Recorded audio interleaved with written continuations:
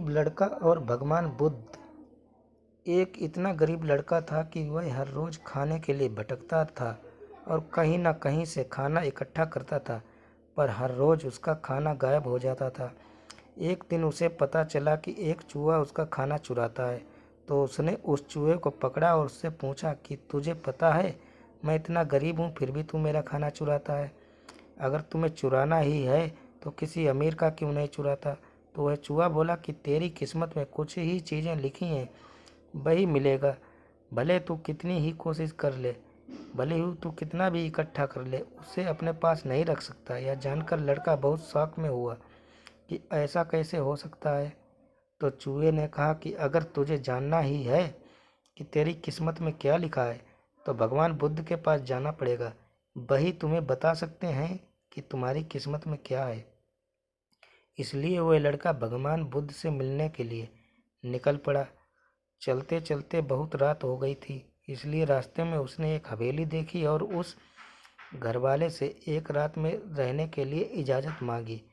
उसे इजाज़त भी मिल गई। हवेली वाले ने लड़के से पूछा कि वो इतनी रात को कहाँ जा रहा है। तो उसने कहा कि मैं बुद्ध के पास जा रहा हूँ अपनी किस्मत के बारे में पूछने के लिए। तो हवेली वाले ने कहा कि तुम भगवान बुद्ध से हमारा भी सवाल पूछोगे। हमारी एक 16 साल की लड़की है जो बोल नहीं सकती, तो क्या करें जिससे इसकी आवाज़ आए। उस लड़के ने कहा जरूर पूछूंगा आपका सवाल, और उसने उनको धन्यवाद कहा और सुबह वहाँ से निकल पड़ा। आगे रास्ते में बहुत बड़े बड़े बर्फ़ के पहाड़ थे। वह बड़ी मुश्किल से पहाड़ पर चढ़ा और उसे वहाँ एक जादूगर मिला। उसने उस लड़के से पूछा कि वह कहाँ जा रहा है।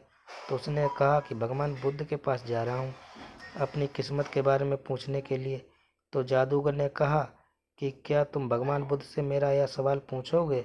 मैं हजारों सालों से तपस्या कर रहा हूँ ताकि स्वर्ग जा सकूँ, और मेरे हिसाब से अब तक तो मुझे स्वर्ग में चले जाना चाहिए था, तो मैं स्वर्ग में जाने के लिए क्या करूँ। लड़के ने कहा कि ठीक है, मैं आपका सवाल बुद्ध से पूछता हूँ। उस जादूगर ने के पास एक छड़ी थी। उस छड़ी की मदद से उस लड़के को बर्फ के पहाड़ के उस पार पहुंचा दिया।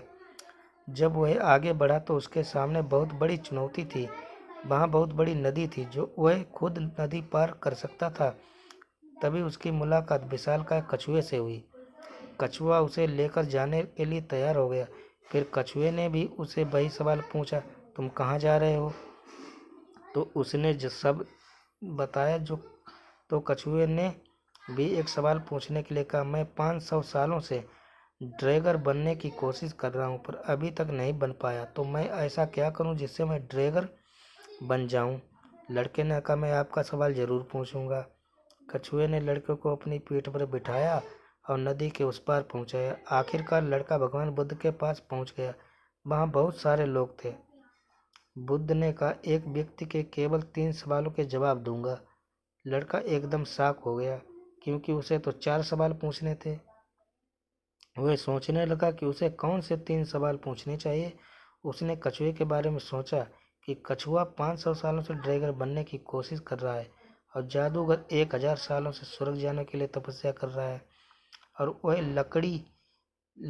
लड़की बिना बोले कैसे पूरी ज़िंदगी निकाल सकती है। फिर खुद के बारे में सोचा कि मैं तो सिर्फ गरीब हूँ, मैं तो मांग कर भी अपनी ज़िंदगी गुजार सकता हूँ, पर कछुआ, जादूगर और लड़की की परेशानियाँ तो मेरी परेशानियों से बहुत बड़ी हैं। तो लड़के ने उनके 3 सवाल भगवान बुद्ध से पूछे।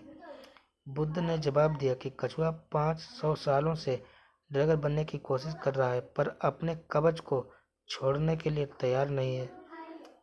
जब तक वह कवच नहीं छोड़ेगा तब तक वह ड्रैगन नहीं बन पाएगा। वही जादूगर अब तक अपनी छड़ी नहीं छोड़ेगा तब तक वह स्वर्ग नहीं जा पाएगा, और जब लड़की को उसका जीवन साथी मिल नहीं जाएगा तब वह बोल नहीं पाएगी। यह सब सुनकर लड़का वापस कछुए के पास आया और उसे सब कुछ बताया। कछुए ने अपना कवच निकाल दिया। जैसे ही कवच निकाला उसमें से कीमती मोती निकले। वह मोती कछुए ने लड़के को दे दिए और वह ड्रैगन बन गया। फिर जादूगर के पास गया और सारी बात बताई तो जादूगर ने अपनी जादू की छड़ी लड़के को दे दी और वह स्वर्ग में चला गया। उसके बाद लड़का उसी हवेली में गया जहाँ उसने रात गुजारी थी। जब वहाँ गया तो लड़की सामने आई और बोली, उस रात हमारे हवेली पर तुम ही आए थे ना। इस तरह लड़के को पैसा, पावर और एक खूबसूरत जीवन साथी मिल गई। जीवन में कुछ पाने के लिए कुछ देना पड़ता है। तब जादूगर ने छड़ी दी तो उसे स्वर्ग मिल गया। वैसे ही जीवन में कुछ बड़ा करने के लिए अपने कंफर्ट जोन से बाहर आना होता है। पानी का जहाज सबसे ज़्यादा किनारे पर ही होता है, पर जहाज किनारे के लिए नहीं बना है, वह बीच समुद्र में लहरों को चीरते हुए आगे बढ़ने के लिए बना है। इसलिए जीवन में कुछ बड़ा करने के लिए रिस्क तो लेनी ही पड़ेगी। और अगर आपको लगता है कि आपके जीवन में प्रॉब्लम बहुत सारी है, तो ज़रा एक नज़र डालिए उन लोगों पर जिनके पास रहने को घर नहीं है, खाने को रोटी नहीं है, कोई देख नहीं सकता, कोई चल नहीं सकता, कोई बोल नहीं सकता। कि आपकी प्रॉब्लम उनके प्रॉब्लम से बड़ी है?